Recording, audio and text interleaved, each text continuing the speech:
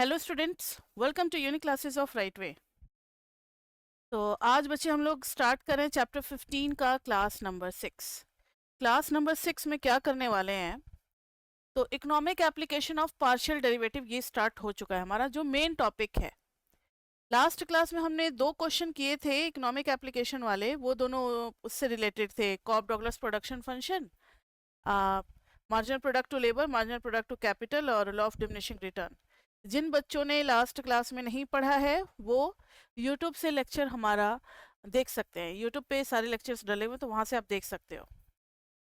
आज चैप्टर 15 में question number 3 करने जा रहे हैं। जिनको हल्का सा भी पार्शियल डेरिवेटिव आता है उनको समझ में आ जाएगा, क्लास इतनी ज़्यादा मुश्किल नहीं होगी। तो आज के क्लास के लिए रिक्वायर्ड है 2 चीज़ें, एक तो पार्शियल डेरिवेटिव आपको आना चाहिए और दूसरा क्वाड्रेटिक ऑप्टिमाइजेशन जो हमने सेमेस्टर 1 में पढ़ा था वो भी आना चाहिए आपको। ठीक है, तो देखो ये रहा हमारा क्वेश्चन। क्वेश्चन ध्यान से देखिएगा कि नेक्स्ट भी इससे मिलता जुलता होगा, वो आपको खुद से ट्राई करना होगा। तो यहाँ देखो, let to demand function for two products. 2 product हैं, दोनों के अलग अलग डिमांड फंक्शन हैं। पहले का डिमांड फंक्शन ये रहा, दूसरे का डिमांड फंक्शन ये रहा। और जॉइंट कॉस्ट फंक्शन है, C Q is equal to alpha Q one plus Q two, का मतलब है कि जॉइंट कॉस्ट फंक्शन। तो ऐसा कुछ हो सकता है कि दोनों जो हैं प्रोडक्ट वो एक ही जगह बन रहे होंगे, एक ही फैक्ट्री में बन रहे होंगे, तो उनका जॉइंट कॉस्ट फंक्शन भी एक साथ ही डिटरमाइन हो रहा होगा कि कितना दोनों Q1 प्लस Q2 जो है वो कितना मैन्युफैक्चर हो रहा है, उसको सी अल्फा से मल्टीप्लाई कर दो तो हमारा कॉस्ट आ जाएगा। तो अब इस केस में हमें निकालना है फाइंड मैक्सिमम प्रॉफिट। प्राइस निकालना है जिस पे मैक्सिमम प्रॉफिट मिलेगा, और मैक्सिमम प्रॉफिट कितना होगा ये भी निकालना है। ठीक है, और मैक्सिमम प्रॉफिट का लेवल क्या होगा, मतलब किस क्वांटिटी पे मैक्सिमम प्रॉफिट मिलेगा, ये भी हमें निकालना है। क्वेश्चन समझ में आ गया? 2 प्रोडक्ट है और दोनों का अपना अलग अलग क्या है, डिमांड फंक्शन है। तो ध्यान से सुनना, चैप्टर 3 में फर्स्ट सेमेस्टर में आपने single product single demand function के साथ काम किया हुआ, एग्जांपल ऑन मोनोप्ली आपको याद होगा। तो यहाँ पर जो है joint cost function, joint cost function C Q is equal to alpha Q1 plus Q2, ये तो दिया हुआ है। अब टोटल रेवेन्यू फंक्शन भी निकालना है। 2 प्रोडक्ट है तो दोनों को मिला करके टोटल रेवेन्यू फंक्शन, मान लो कि इसको R as a function of Q1 Q2 मान रहे हैं, क्योंकि इसमें Q1 Q2 दोनों दिखेगा। तो ध्यान से देखना, रेवेन्यू क्या होता है, whatever money we collect after selling certain units. तो ये डिमांड फंक्शन है। अगर इस प्राइस को हम क्वांटिटी के साथ मल्टीप्लाई कर दें तो टोटल रेवेन्यू कलेक्शन निकल जाएगा। यानी ये हो जाएगा P1 one into Q one plus P2 into Q2। ये समझना बस मुश्किल है, इसके बाद से तो काम आसान है। P1 Q1 plus P2 Q2 ये कर दिए तो टोटल रेवेन्यू निकल गया। यहाँ तक क्लियर है बच्चे, या किसी को कुछ पूछना है? लाइव क्लास में कुछ बच्चे आज नए होंगे तो उनको बता दें कि हमेशा आपको रिप्लाई करना होता है जब भी कुछ पूछे। तो वो एक वे ऑफ चेकिंग होता है कि whether the two way communication is okay और नॉट। तो इसलिए भी हम लोग पूछते रहते हैं, तो आपको लाइव क्लास में जवाब देना है। लाइव क्लास में बस रिस्पॉन्सिबिलिटी आपकी इतनी ही है, यस मैम, नो मैम, और कुछ अगर क्वेश्चन आता है तो वो पूछ सकते हो, तो यस नो तो कम से कम किया करो। तो टोटल रेवेन्यू फंक्शन में किसी को कोई प्रॉब्लम बच्चे? No ma'am. अब प्रॉफिट कितना होगा, तो आपको मिला इतना, आपने खर्च किया इतना बनाने पे, तो दोनों का जो डिफरेंस होगा that will be your total profit. तो टोटल प्रॉफिट, अच्छा अभी रेवेन्यू को मैंने एक्सपेंड नहीं किया ना पूरा, वैल्यू भी तो पुट करनी है। देखो इसमें वैल्यूज पुट करेंगे तो P1 Q1, P1 क्या है हमारे पास, P1 is A1 minus B1 Q1 into Q1 plus, देखो यहाँ पर है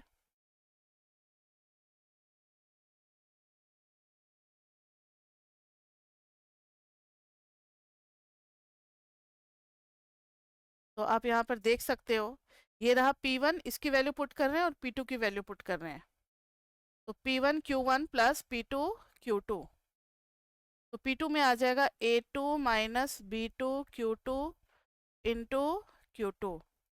तो इस पूरे को जब एक्सपैंड करोगे तो ये आ जाएगा A1 Q1 minus B1 Q1 square plus A2 Q2 minus B2 Q2 का स्क्वायर। ये आ गया हमारा टोटल रेवेन्यू फंक्शन। अब टोटल प्रॉफिट फंक्शन निकालना है हमें। क्या निकालना है? Total profit function. तो टोटल प्रॉफिट फंक्शन जो कि पाई से रिप्रेजेंट किया जाएगा, लेकिन इस बार पाई में हर जगह Q1 Q2 सब दिखने वाला है, इसलिए pi as a function of Q1 Q2 डाल देंगे। कैसे पता लगता है? देखो यहाँ पर Q1 Q2, यहाँ भी Q1 Q1 Q2 Q2, इसलिए Q1 Q2 का तो ये फंक्शन होगा। ये हो जाएगा रेवेन्यू माइनस कॉस्ट। तो रेवेन्यू है A1 Q1 minus B1 Q1 का square plus A2 Q2 minus B2 Q2 का square minus alpha Q1 minus alpha Q2। Clear बच्चे? रेवेन्यू में से कॉस्ट को माइनस कर दिया। तो ये है हमारा टोटल प्रॉफिट फंक्शन।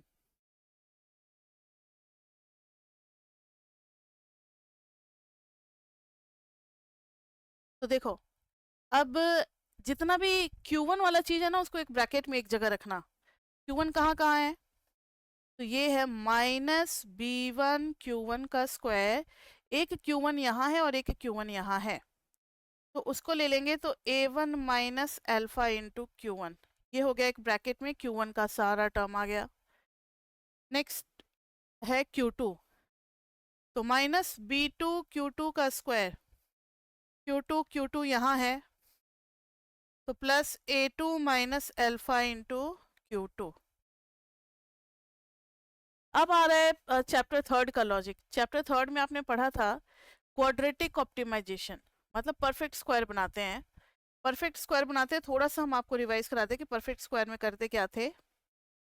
मान लो कि कुछ ऐसा है, F X is equal to है minus 2x square plus 6x plus 8। तो हम लोग इसको होल स्क्वायर बनाने के लिए पहले -2 कॉमन लेते थे, याद आ जाएगा आपको। तो x स्क्वायर और यहाँ पे आ जाएगा -3x, यहाँ पर 2 लिया ना, हाँ ठीक है, -3x और प्लस में आ गया, नहीं माइनस में आ गया 4। अब देखो -2, ये आ गया x square -2 into 3/2 into x. समझ में आ रहा है? 2 से मल्टीप्लाई और 2 से डिवाइड कर देते हैं। उसके बाद से अब 3/2 जो है उसका होल स्क्वायर ऐड भी करते हैं और उसका होल स्क्वायर माइनस भी करते हैं। ऐसा आप बचपन में भी किए होंगे। प्लस 3/2 का होल स्क्वायर माइनस 3/2 का होल स्क्वायर और फिर है -4। -4 को बाहर ही लिख दे क्या? अंदर ही रहने दो, कोई बात नहीं। तो ये बन जाएगा, ये इतना सा टर्म जो है ना, ये तीनों मिलकर के बन जाएगा परफेक्ट स्क्वायर, और जो कांस्टेंट बचेगा वो तो कांस्टेंट ही होगा। ये समझ में आ रहा है सभी को मेथड? तो यहाँ पर अगर उस तरीके से देखो तो सबसे पहले इस -B1 को बाहर लेना पड़ेगा, B1 को। तो -B1 अगर फर्स्ट ब्रैकेट से बाहर लेंगे तो ये हो जाएगा Q1 square minus A1 minus alpha by B1 into Q1। Next में हो जाएगा -B2 बाहर, इधर हो जाएगा Q2 square minus A2 minus alpha by आ जाएगा B2 इंटू Q2। इस स्टेप में किसी को कोई प्रॉब्लम बची तो पूछ सकते हो।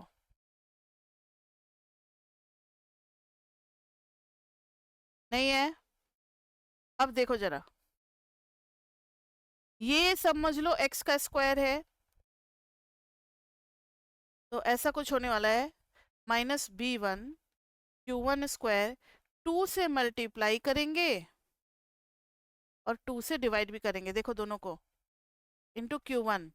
अब जो ये बचा है 2 के बाद और Q1 के बाद, इसका एक बार A1 minus alpha by 2 B1 का होल स्क्वायर एक बार ऐड करेंगे और एक बार माइनस करेंगे। ये तो मैथमेटिक्स में अलाउड होता है, सेम चीज का स्क्वायर एक बार ऐड और एक बार सब्ट्रैक्ट कर सकते हो। अब यही काम दूसरे टर्म के साथ भी करेंगे, -B2, तो इधर आ जाएगा Q2 का square -2 into a2 minus alpha by 2b2, 2 से मल्टीप्लाई और 2 से डिवाइड करना है। उसके बाद 2 के बाद जो बचा हुआ है, जैसे 2 और अगर q2 छोड़ दें तो हमें दिख रहा है a2 minus alpha by 2b2 दिख रहा है सभी को। तो ये दिख रहा है ये वाला टर्म, इसी का होल स्क्वायर एक बार ऐड करेंगे, a2 minus alpha by 2b2 का होल स्क्वायर, और एक बार a2 minus alpha by 2b2 का होल स्क्वायर एक बार सब्ट्रैक्ट करेंगे। अब ध्यान से सुनना मेरी बात। अब देखो ये माइनस b1 तो माइनस b1 बाहर।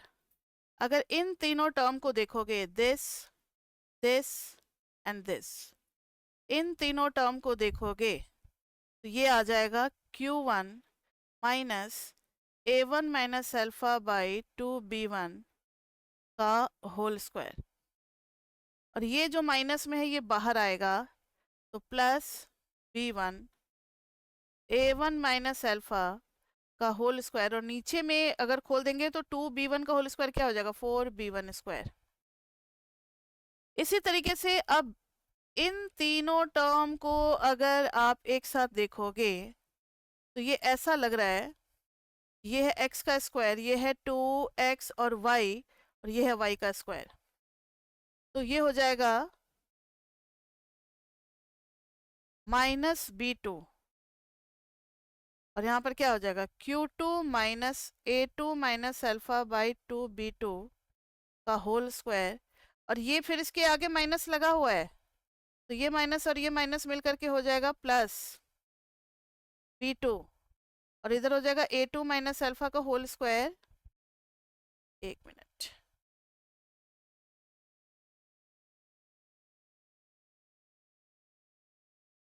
अरे यार इरेजर तो काम ही नहीं कर रहा, जस्ट वेट। ये अपॉन में आ जाएगा 2b2 का होल स्क्वायर यानी 4b2 का होल स्क्वायर। अब होगा क्या कि अब कुछ टर्म्स कैंसिल होंगे, जैसे पहले वाले में b1 कैंसिल होगा, दूसरे वाले में b2 कैंसिल होगा। ध्यान से देखो, ये देखो एक b1 स्क्वायर को कैंसिल कर दिया, एक b2 स्क्वायर को कैंसिल कर दिया, तो अब आएगा क्या,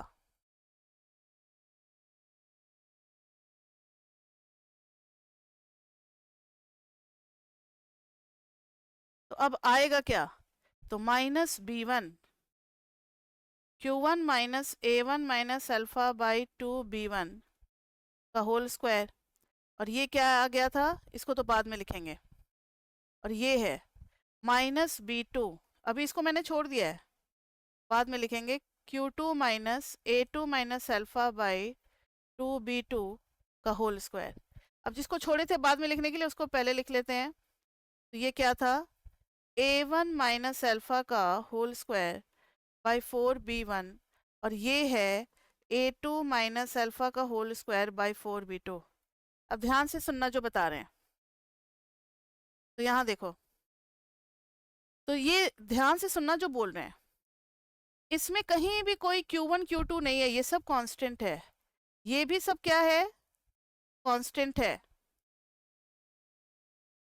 तो देखो ये जो है इसमें कहीं भी q1 और q2 नहीं है, यानी q1 q2 के नज़रिए से ये पूरा कांस्टेंट, ये चेंज होने वाला नहीं है, ये भी पूरा कांस्टेंट, ये भी चेंज होने वाला नहीं है, लेकिन इसमें q1 और q2 है। अब q1 q2 हम कितना लेंगे कि प्रॉफिट मैक्सिमाइज हो, अभी हम लोग निकाल रहे हैं प्रॉफिट फंक्शन, तो प्रॉफिट को तो हमेशा हम लोग मैक्सिमाइज करने की कोशिश करते हैं, तो इधर है नेगेटिव, तो ये चीज हमेशा नेगेटिव आएगा, ये भी चीज हमेशा नेगेटिव आएगा, या फिर रेयर केस में ये जीरो भी आ सकता है। जीरो कब होगा, व्हेन q1 की वैल्यू हो जाएगी a1 minus alpha upon 2b1, q2 की वैल्यू अगर ये हो गई a2 minus alpha by 2b2, तब ये नेगेटिव और जीरो भी हो जाएगा। अब तो मुझे और ये तो कांस्टेंट ही है, खैर ये तो चेंज होने वाला है नहीं, ये तो हर बार मतलब इनको तो कॉपी करना ही पड़ेगा, तो ये कांस्टेंट है। अब तुम अपने बैंक बैलेंस की बात करो, तो तुम्हारा बैंक बैलेंस नेगेटिव है या फिर जीरो है, तुम दोनों में से कौन से प्रेफर करोगे, मैक्सिमम बैलेंस कौन सा होगा, नेगेटिव वाला या जीरो वाला। बहुत ही सिंपल सा सवाल मैंने पूछा है। आपके बैंक बैलेंस में शो हो रहा है नेगेटिव बैलेंस चल रहा था, आपने कुछ डिपॉजिट किया, अब जाकर के जीरो बैलेंस हुआ है, तो कौन सा मैक्सिमम है, नेगेटिव बैलेंस वाला या फिर जीरो वाला?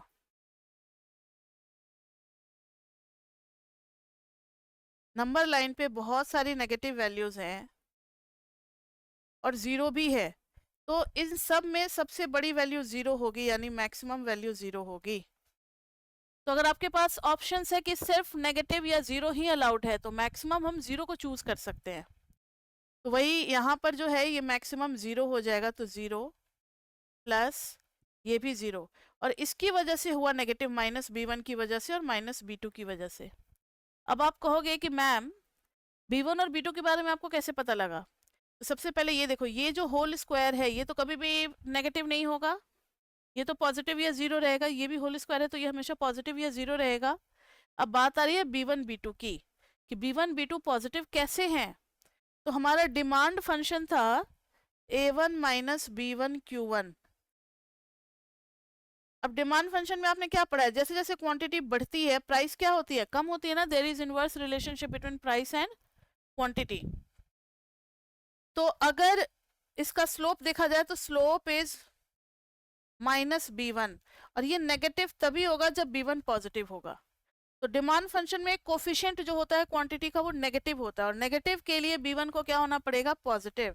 इसलिए हम बहुत ही ज्यादा कॉन्फिडेंट है कि b1 पॉजिटिव है, तो this is what, negative. This is what, negative. समझ में आई बात? यहाँ किसी को कोई प्रॉब्लम?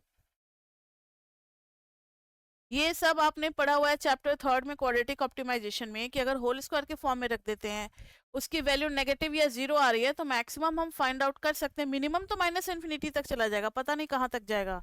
हम Q1 अगर 10 करोड़ डाल दें तो बहुत बड़ी नेगेटिव नंबर आ जाएगी, नियर टू इन्फिनिटी। तो मिनिमम का तो पता ही नहीं है नंबर लाइन पे, लेकिन मैक्सिमम तो हम लोग लिख सकते हैं जीरो, इसलिए मैक्सिमम दोनों का जीरो लिख दिया। और जो कांस्टेंट था वो तो कॉपी हो ही जाएगा, a1 माइनस अल्फा का होल स्क्वायर बाई 4b1 और प्लस a2 माइनस अल्फा का होल स्क्वायर बाई 4b2। तो यही है हमारा मैक्सिमम प्रॉफिट, यही है हमारा मैक्सिमम प्रॉफिट। और किस पे निकला है, यही है हमारा मैक्सिमम प्रॉफिट। तो देखो बच्चे, तो सबसे पहली बात है कि मैक्सिमम प्रॉफिट तो हमें मिल गया। वो कितना आया, a1 माइनस अल्फा का होल स्क्वायर बाई 4b1 और प्लस a2 माइनस अल्फा का होल स्क्वायर बाई 4b2। और वो भी किस पे मिला है, तो q1 को स्टार से शो करेंगे जब q1 की वैल्यू ये होगी a1 minus alpha by 2b1। देखो मैक्सिमम के लिए Q1 माइनस इस पूरे चीज को होना पड़ेगा जीरो, और ये जीरो तभी होगा जब Q1 की वैल्यू ये होगी। तो Q1 star is equal to a1 minus alpha by 2b1 and Q2 star is equal to a2 minus alpha by 2b2। देखो क्वांटिटी लेवल भी मिल गया जिसमें मैक्सिमम प्रॉफिट मिलेगा हमें। तीसरा क्या निकालना था, प्राइस निकालना था। पहले दो चीजें क्लियर हो गई, प्रॉफिट मैक्सिमम भी निकल गया और क्वांटिटी लेवल भी निकल गया जिसपे मैक्सिमम प्रॉफिट मिल रहा है। अब प्राइस की बारी आ रही है, तो प्राइस के लिए देखो ना, P1 इज इक्वल टू कितना था, A1 माइनस B1 Q1। तो इसमें पुट कर दोगे तो A1 माइनस B1 Q1 की ये वाली वैल्यू पुट कर दोगे, A1 minus alpha by 2b1, B1 B1 cancel, ये आ गया A1। अच्छा एलसीएम भी ले ले, नीचे 2 है तो 2A1 माइनस A1 और प्लस में आ गया अल्फा बाई 2, ये आ गया A1 प्लस अल्फा बाई 2। तो जैसे P1 निकाला है ऐसे ही P2 भी आएगा, ऐसे ही P2 भी आएगा। तो P2 भी सेम तरीके से सॉल्व करोगे तो वो आ जाएगा A2 प्लस अल्फा बाई 2। तो यही तो चीजें निकालनी थी हमें, P2, P1, फिर क्वांटिटी लेवल और मैक्सिमम प्रॉफिट। तो सारा कुछ आपके सामने में है। तो अभी तो हम चैप्टर 15 में फिलहाल पार्शियल डेरिवेटिव का मैक्सिमा मिनिमा नहीं पढ़े हैं, तो क्वाड्रेटिक ऑप्टिमाइजेशन का हेल्प लेकर के सॉल्व कर रहे हैं। लेकिन यही सेम क्वेश्चन आपको चैप्टर 17 में भी मिलेगा जब हम लोग मैक्सिमा मिनिमा निकालना सीख लेंगे, तो वहां पे पार्शियल डेरिवेटिव से बड़ी आसानी से निकाल लेंगे इन सारी चीजों को। लेकिन आपको क्वाड्रेटिक ऑप्टिमाइजेशन का टेक्निक भी आना चाहिए। हो सकता है कि एग्जाम में मेंशन कर दे विदाउट यूजिंग डेरिवेटिव्स, तब आपको फिर कंफ्यूजन में पड़ जाओगे कि अरे भाई डेरिवेटिव तो यूज करना ही नहीं है। तो 15 का याद करना कि वहां हमने विदाउट डेरिवेटिव सीखा था। समझ में आई बात? और विदाउट डेरिवेटिव में ज्यादा से ज्यादा क्वाड्रेटिक इक्वेशन तक ही आएगा, उसके ऊपर का नहीं आएगा, क्योंकि उसका हम लोग कर सकते हैं, बाकी अब से ऊपर होगा तो थोड़ी सी मुश्किल होगी, इसलिए वो नहीं पूछते हैं। ये क्वेश्चन आ गया सबको समझ में? किसी को कोई प्रॉब्लम है तो पूछ लो, नहीं तो फिर नेक्स्ट क्वेश्चन आपसे नहीं होगा। तो चलो अब नेक्स्ट क्वेश्चन पे चलते हैं।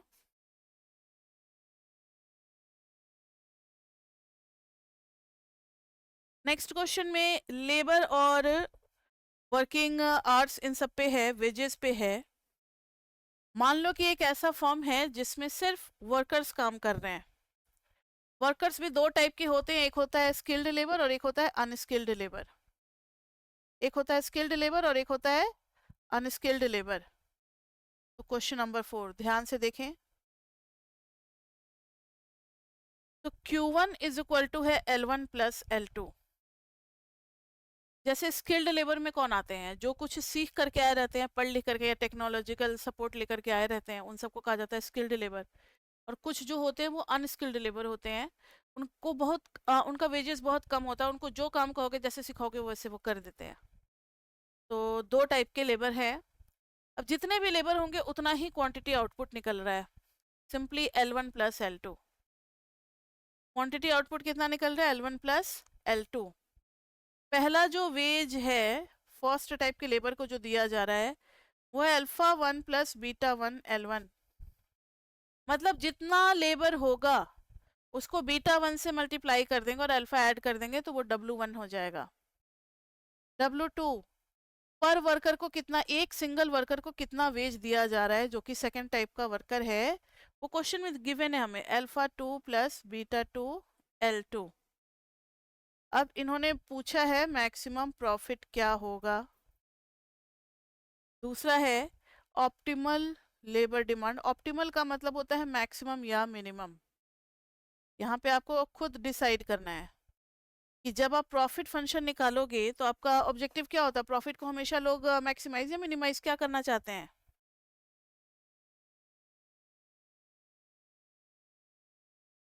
हेलो, मेरी आवाज जा रही है अब तक?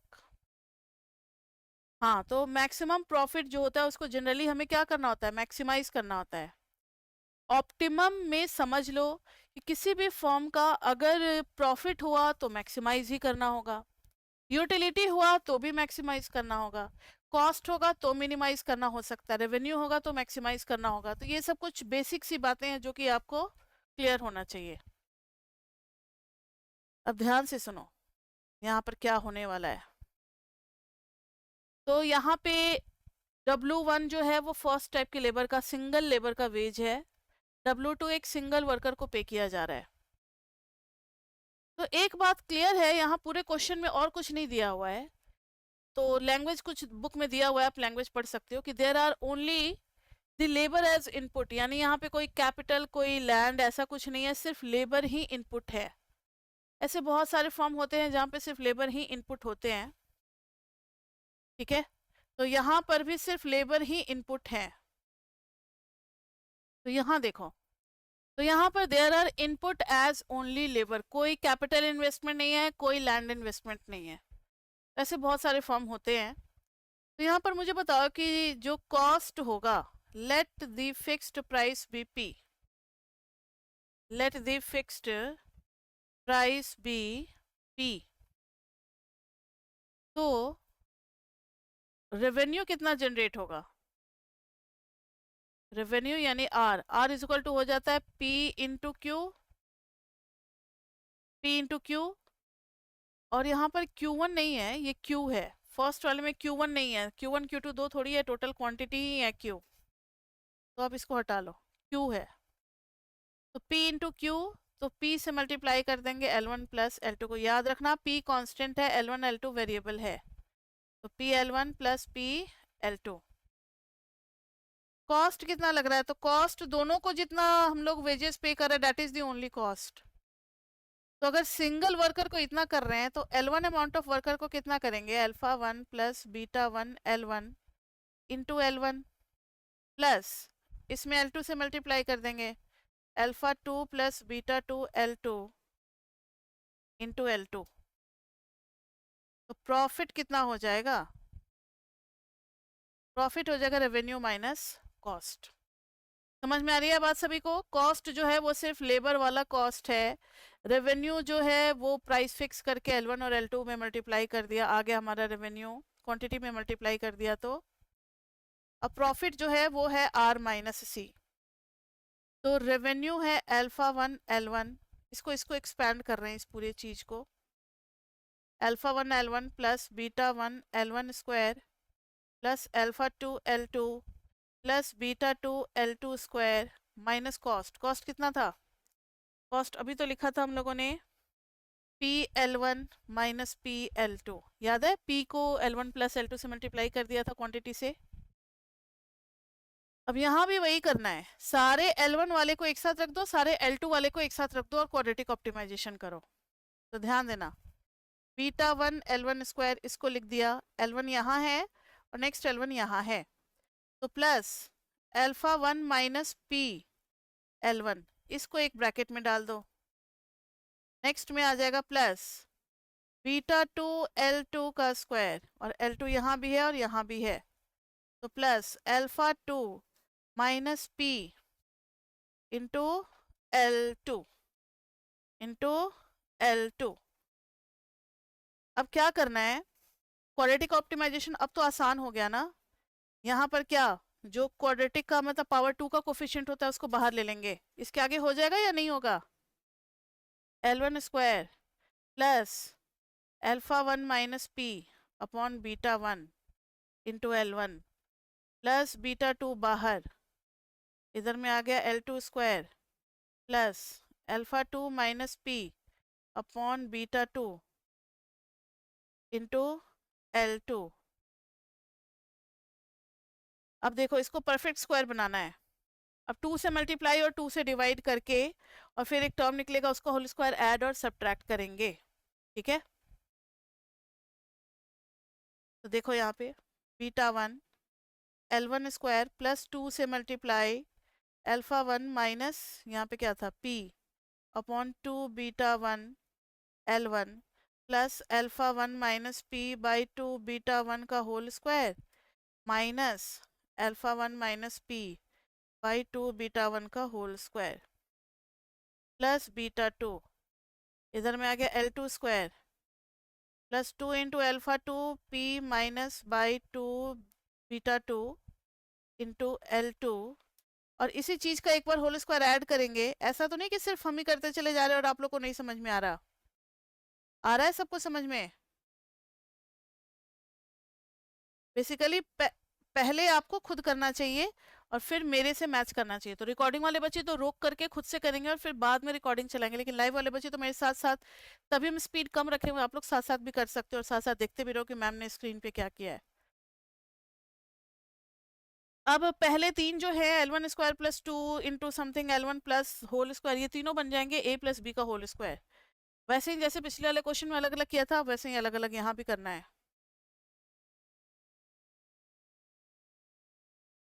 तो देखो जरा, ये तीनों मिलकर के क्या हो जाएंगे? पहले जो तीनों टर्म है ये तीनों मिलकर के क्या हो जाएंगे? तो होल स्क्वायर। तो ये हो जाएगा बीटा 1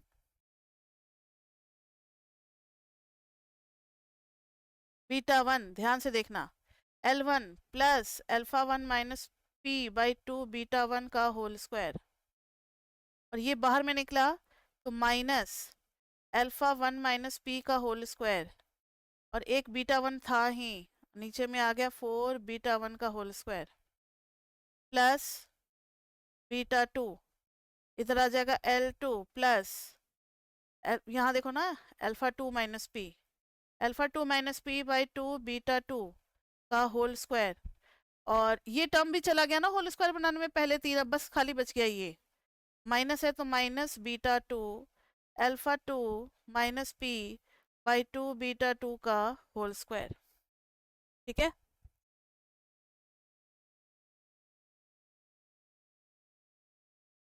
एक चीज बच्चे यहाँ ध्यान देना, कि मैंने ना प्रॉफिट जब निकाला था तो मुझे रेवेन्यू में से माइनस करना चाहिए था कॉस्ट को, लेकिन वो थोड़ा सा प्रॉब्लम था, सॉफ्टवेयर का स्क्रीन फ्रीज हो जा रहा था, तो मैंने इसमें से इसको माइनस कर दिया। तो कोई बात नहीं, आप यहाँ पे नेगेटिव ऑफ प्रॉफिट लगा लो। नेगेटिव ऑफ प्रॉफिट मतलब क्या हो गया कि उल्टा आ रहा है, कॉस्ट माइनस हमने क्या कर दिया है, रेवेन्यू कर दिया है। कोई बात नहीं, जो आएगा ना लास्ट में उसमें माइनस लगा देंगे हम लोग। तो एक बात जरा यहाँ ध्यान देना, समझ में आई बात? उल्टा कर दिया हम लोगों ने, उससे कोई फर्क नहीं पड़ता है, उससे बस फर्क ये पड़ेगा कि प्लस माइनस का फर्क पड़ेगा। यहाँ से फर्क पड़ना बच्चे स्टार्ट हो जाएगा, ध्यान से देखो ना। माइनस प्रॉफिट था, तो अब अगर प्रॉफिट निकालेंगे तो माइनस साइन को उस साइड लेते जा रहे हैं, नेगेटिव को, नेगेटिव को। तो माइनस बीटा वन बाहर आ गया, थोड़ा थोड़ा चेंजेस आएगा, कर लो। माइनस बीटा वन बाहर आएगा तो अंदर में भी माइनस हो जाएगा, इसको आप रिप्लेस कर दो जो रेड से लिख रहे हैं। माइनस बीटा टू बाहर आएगा, अंदर में माइनस आ जाएगा। समझ में आ रही है बात? जो रेड से कर रहे हो ओवर राइट आप भी कर लो। अब इससे क्या फर्क पड़ेगा कि माइनस बीटा वन है, अंदर में ये माइनस है, माइनस बीटा टू है, अंदर में ये माइनस है, तो उसकी वजह से यहाँ भी माइनस का होल स्क्वायर और माइनस बीटा वन, और अब ये हो जाएगा प्लस, क्योंकि यहाँ माइनस है और माइनस है तो दोनों मिलकर के हो जाएंगे प्लस। समझ में आ रहा है? तो यहाँ पर हो जाएगा माइनस बीटा टू, इसलिए मैंने रेड से ओवरराइट कर दिया, माइनस हर जगह माइनस माइनस करना है। यहाँ भी हो जाएगा L2 माइनस दिस, यहाँ पे हो जाएगा प्लस। ये समझ में आया सबको जो करेक्शन मैंने किया है? तो बस अब इस करेक्शन के साथ प्रॉफिट यानी pi is equal to minus beta one और L1 minus alpha one minus P by two beta one का होल स्क्वायर। फिर इसको भी साथ में लिख दो, minus beta two alpha two minus L2 है, L2 minus alpha two minus P by two beta two का होल स्क्वायर। और ये टर्म फिर से कांस्टेंट जैसा आ जाएंगे, तो एक बीटा वन से बीटा वन कैंसिल, एक बीटा टू से बीटा टू का होल स्क्वायर कैंसिल। समझ में आ रहा है? 4 बीटा टू बच जाएगा यहाँ पे। अल्फा वन माइनस पी का whole square by 4 beta one, यहाँ पे आ जाएगा alpha two minus P by 4 beta two. अब आप कहोगे कि मैम आपको अचानक से कैसे पता चला कि आपने कुछ गलती की है? इसलिए पता चला बच्चे क्योंकि कोफिशिएंट जो है ना मैक्सिमम के लिए वो होना चाहिए नेगेटिव, और मेरा कोफिशिएंट क्या आ रहा था, पॉजिटिव। तो मुझे टेंशन हो गई कि भाई पॉजिटिव में तो मैक्सिमम आता ही नहीं है, पॉजिटिव में क्या आता है, मिनिमम आता है। तो फिर हम प्रॉफिट को मैक्सिमाइज कैसे करेंगे? तब मुझे पता लग गया कि मैंने कहीं ना कहीं गलती की, इसलिए बैक में जाकर के चेक किया तो पता लग गया। तो ऐसा नहीं है कि गलती करना हमेशा हमारे लिए हार्मफुल होता है। सही ट्रैक पे तो सब लोग चल लेते हैं जो एक रास्ता दिखला हो, लेकिन जो गलती करेगा उसको पता होगा कि दूसरे रास्ते से क्या मतलब परेशानी आने वाली है। सही रास्ता तो वो भी चलेगा बाद में, लेकिन जो गलती करता है उसको एक्स्ट्रा नॉलेज मिलती है, वो एक्स्ट्रा प्रिकॉशन भी लेता है, उसको ज़्यादा इन्फॉर्मेशन मिलती है सीधे चलने वाले से। खैर हम नहीं चाहेंगे कि आपसे गलती हो, लेकिन अगर गलती होती है तो कभी भी उससे डीमोटिवेट नहीं होना चाहिए, वो आपके अच्छे के लिए होती है। चलो बहुत हो गया लेक्चरबाजी, अब आते हैं। ये देखो, ये या तो नेगेटिव होगा पहला वाला टर्म या फिर जीरो होगा, वही सेम लॉजिक जो पिछले वाले में किया था हमने। सेकेंड वाला टर्म भी नेगेटिव होगा या जीरो होगा, तो इस केस में मैक्सिमम एग्जिस्ट करेगा एंड दैट इज जीरो। तो ये भी टर्म नेगेटिव या फिर नेगेटिव और जीरो, ये भी टर्म जो है माइनस बीटा टू की वजह से नेगेटिव और जीरो।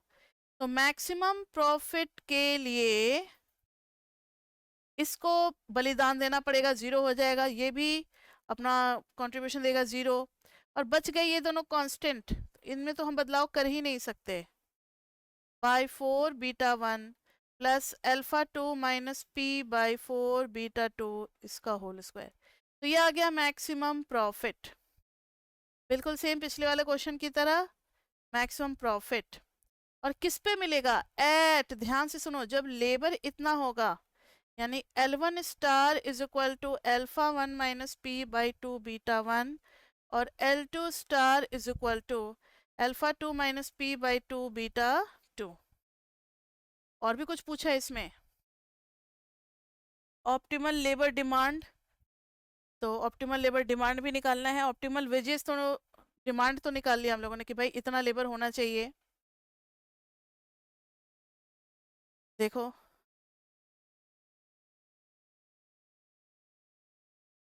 देखो इतना लेबर होना चाहिए तो पता लग गया।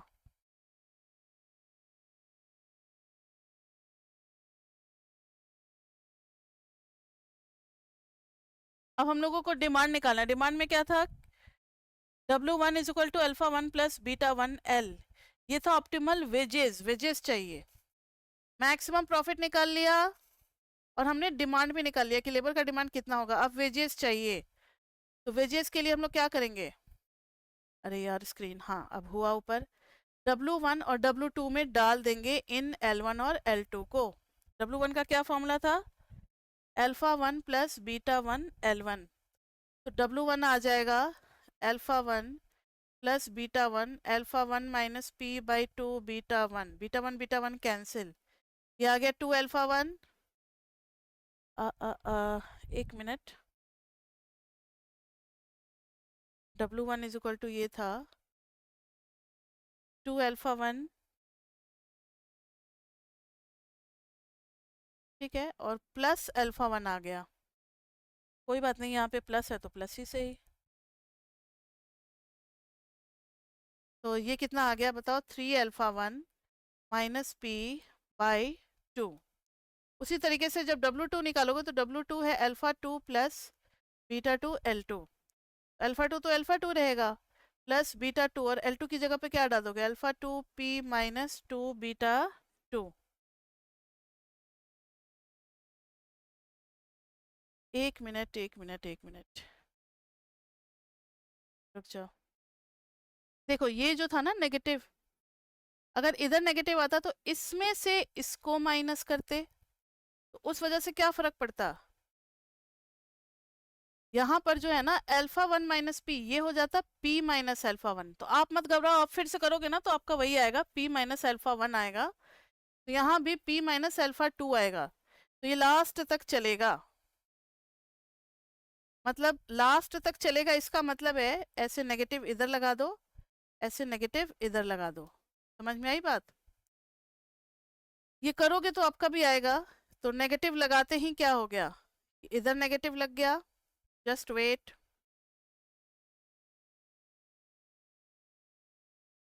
यहाँ नेगेटिव लग गया और यहाँ भी नेगेटिव लग गया। उससे ये फर्क पड़ा,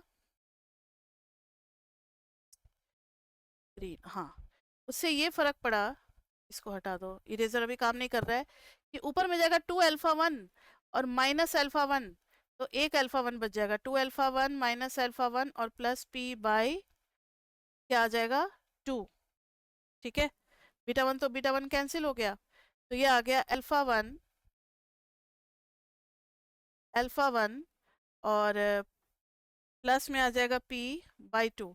आप अपना समझ लेना कि जो भी आएगा वो सही ही होगा। अभी मैच नहीं कर रहा है हमारा बुक से, क्योंकि थोड़ा सा प्लस माइनस का फर्क पड़ गया था। तो बस स्टार्टिंग में कहाँ गलती, यहाँ भी पुट कर देंगे तो आ जाएगा सॉल्यूशन। सुनो ध्यान से, आप इस क्वेश्चन को दोबारा करोगे घर पे, ये आपके लिए अच्छा ही हुआ कि गलत कर दिया मैंने, तो अब आप एज अ होमवर्क करोगे। तो केयरफुली रेवेन्यू में से कॉस्ट को माइनस करना, उसके बाद से सब कुछ आपका सही आएगा। मैंने बहुत हद तक तो सॉल्व कर ही दिया, 99% केस तो कर ही दिया है। 1% जो यहाँ कुछ गलत आ रहा है वो स्टार्टिंग वाले की वजह से आ रहा है, तो वो आप अपना सही कर लोगे। इतने तो इंटेलिजेंट हो आप लोग। ये आ गई बात समझ में सभी को। अब एक है क्वेश्चन नंबर 5, जो कि क्वेश्चन नंबर 3 जैसा ही है। क्वेश्चन नंबर 5 ये थोड़ा सा न्यूमेरिकल हो गया, मजा आएगा करने में। क्वेश्चन नंबर 5 में दिया हुआ है P1 is equal to 100 minus Q1, P2 is equal to 80 minus Q2। ये बिल्कुल आज के फर्स्ट एग्जाम्पल जैसा है। अभी तक हमने सिर्फ क्लास में 2 एग्जाम्पल किए हैं। मैंने कहा था लास्ट क्लास में कि इन सब में ज़्यादा टाइम लगता है, लेंदी लेंदी कैलकुलेशंस वगैरह होते हैं। तो P1 इज इक्वल टू आ गया 100 minus Q1, P2 is equal to आ गया 80 माइनस Q2, दिया हुआ है क्वेश्चन में। ज्वाइंट कॉस्ट फंक्शन भी दिया हुआ है 6 इंटू Q1 प्लस Q2। तो हमें निकालना है maximum profit, prices charged. Prices charged मतलब जब Q1 और Q2 आ जाएगा तो P1 P2 भी आ जाएगा। लॉस और प्रॉफिट, ये बहुत इंपॉर्टेंट चीज है जो नेक्स्ट हम लोग डिस्कस करने जा रहे हैं। लॉस और profit when price discrimination is made illegal. when price discrimination is made illegal। इसका क्या मतलब हुआ, तो ध्यान से देखना बच्चे।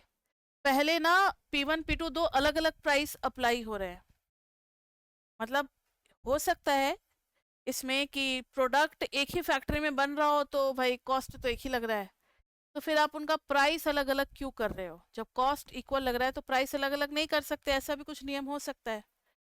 तो हम लोग इसमें दो केस में सॉल्व करेंगे, when the different prices are there, और दूसरा होगा when price discrimination is not allowed.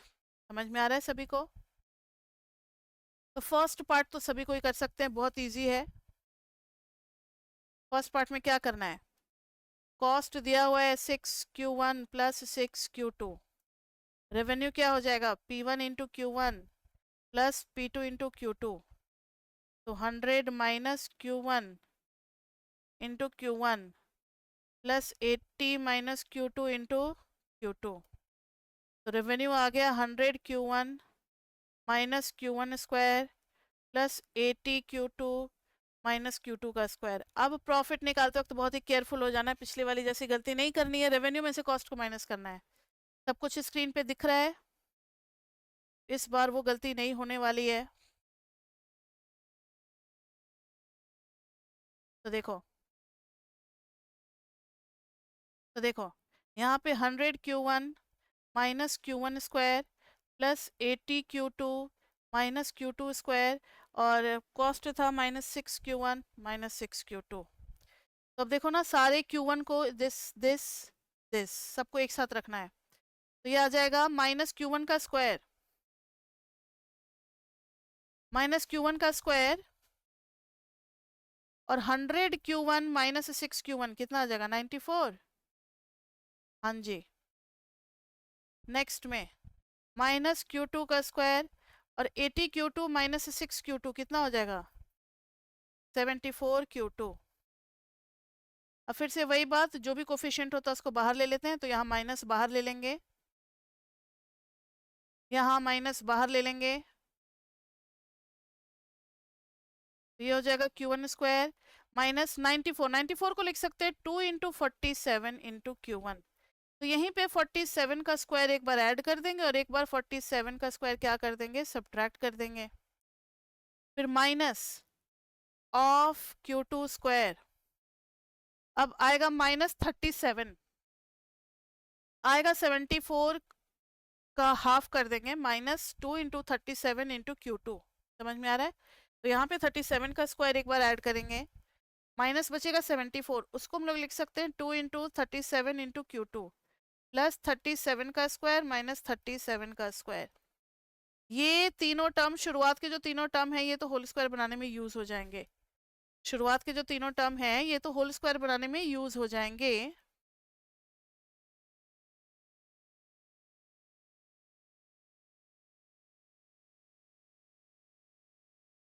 ये शुरुआत के तीन टर्म तो होल स्क्वायर बनाने में यूज हो जाएंगे, तो माइनस Q1 माइनस 47 का होल स्क्वायर, और ये हो जाएगा प्लस में 47 का होल स्क्वायर, प्लस में 47 का होल स्क्वायर। उसी तरीके से यहाँ पर अगर इन तीन टर्म को देखें तो माइनस में आ जाएगा Q2 माइनस 37 का होल स्क्वायर और प्लस में 37 का होल स्क्वायर, प्लस में 37 का होल स्क्वायर। अब ये देखो, ये या तो नेगेटिव होगा या फिर जीरो होगा, ये या तो नेगेटिव होगा या जीरो होगा, तो इसको मैक्सिमाइज करने के लिए, प्रॉफिट को मैक्सिमाइज करने के लिए इनको जीरो होना पड़ेगा दोनों को, तब जाकर के हमें मिलेगा मैक्सिमम प्रॉफिट।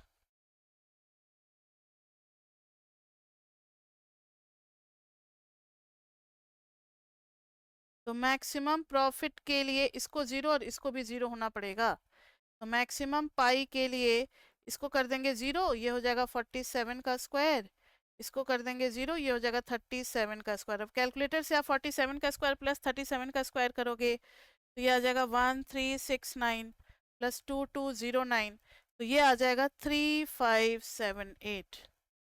तो ये हमारा प्रॉफिट आया मैक्सिमम, कब आया?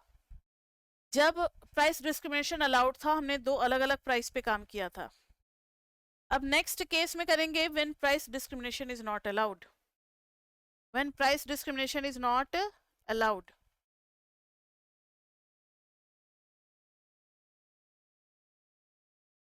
थोड़ा सा 5 मिनट और लगेगा।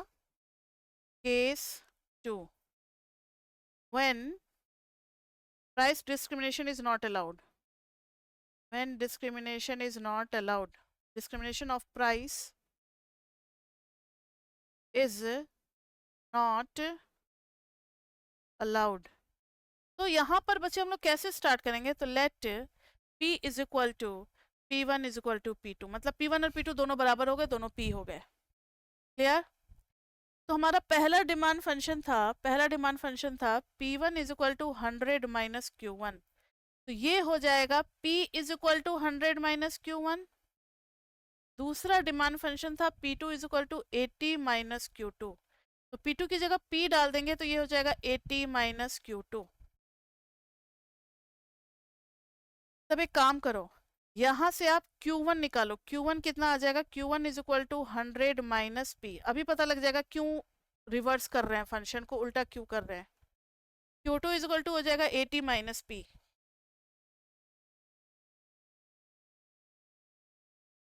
तो Q2 इज इक्वल टू हो जाएगा 80 माइनस P। अब इससे फायदा क्या होने वाला है, तो टोटल आउटपुट, टोटल क्वांटिटी हो जाएगा Q1 प्लस Q2। अब देखो ना, एक जॉइंट रेवेन्यू फंक्शन बनने वाला है। 100 minus P plus 80 minus P, ये कितना हो गया, 180 माइनस 2P। तो अब हमारा जो फंक्शन है उसमें आ रहा है Q is equal to 180 minus 2P। ये आ गया हमारा डिमांड फंक्शन। अब रेवेन्यू निकालेंगे तो क्या करेंगे, P इंटू क्यू, तो इसमें P से मल्टीप्लाई कर देंगे तो 180P माइनस 2P स्क्वायर। बहुत ही इजी सा एक स्टेप है जो कि एडिशनली हमें करना पड़ता है। जब प्राइस सेम है ना तो फंक्शन को रिवर्स करना पड़ता है। डिमांड फंक्शन में price as a function of Q भी हो सकता है, Q as a function of price भी हो सकता है। ठीक है, तो ये आ गया रेवेन्यू।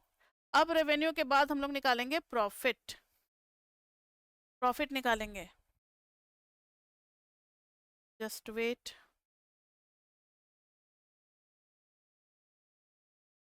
यहाँ देखो, कॉस्ट क्या था, कॉस्ट था क्वेश्चन में हमारा 6 इंटू Q1 प्लस Q2, तो Q1 प्लस Q2 तो ये रहा, तो 180 माइनस 2P, तो cost is equal to 6 180 minus 2P, यानी ये कितना हो गया, 6 इंटू 180, 1080 माइनस 12P। अब न्यू प्रॉफिट फंक्शन, न्यू पाई कितना हो जाएगा, रेवेन्यू माइनस कॉस्ट, तो ये हो जाएगा 180P minus 2P square minus 1080, और इसको माइनस करेंगे तो ये हो जाएगा प्लस 12P। तो ये हो गया माइनस 2P स्क्वायर, 180P और प्लस 12 तो 192P माइनस 1080। अब profit is equal to minus 2 common ले लेंगे, तो ये आ गया P स्क्वायर माइनस 2 से डिवाइड करेंगे 192 को, 2 9 जा 18, माइनस 2 कॉमन ले रहे हैं ना, 2 9 जा 18 और 2 6 जा P। इधर 2 से डिवाइड करेंगे तो 2 5 जा, प्लस आ जाएगा, 2 5 जा 10, 0 नहीं नहीं 4 4 और 0 540। अब आप इसको जैसे मन क्वाड्रेटिक ऑप्टिमाइजेशन से भी बना सकते हो या फिर डिफरेंशिएशन से भी कर सकते हो, क्योंकि अब ये सिंगल वेरिएबल का फंक्शन आ गया। सिंगल वेरिएबल का फंक्शन आ गया तो ऐसे कर दो ना, डी पाई बाई, अभी टाइम कम है इसलिए डिफरेंशिएशन का हेल्प ले लेते हैं, D pi by D P करेंगे इज इक्वल टू 0, तो आ जाएगा माइनस 2 माइनस प्लस में 2P minus 96 is equal to 0, तो ये आ जाएगा 2P इज इक्वल टू 96, तो P इज इक्वल टू आ गया 48। अब P इज इक्वल टू 48 आ गया तो इस पे मैक्सिमम पाई कितना हो जाएगा,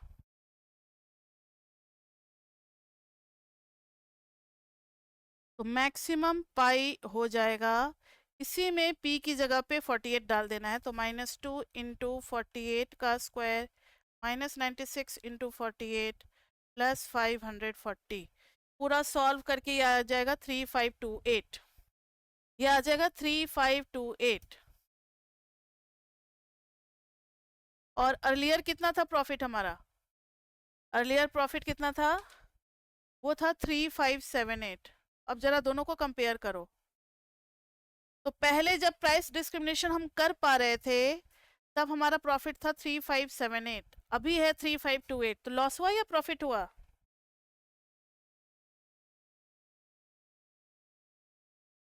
ये इससे हमारे प्रॉफिट पे क्या असर पड़ा, कम हुआ या ज्यादा हुआ? पहले था 3578, अब है 3528, तो -50, यानी कि प्रॉफिट हैज डिक्रीज्ड बाय ₹50। समझ में आ रही बात? तो लॉस।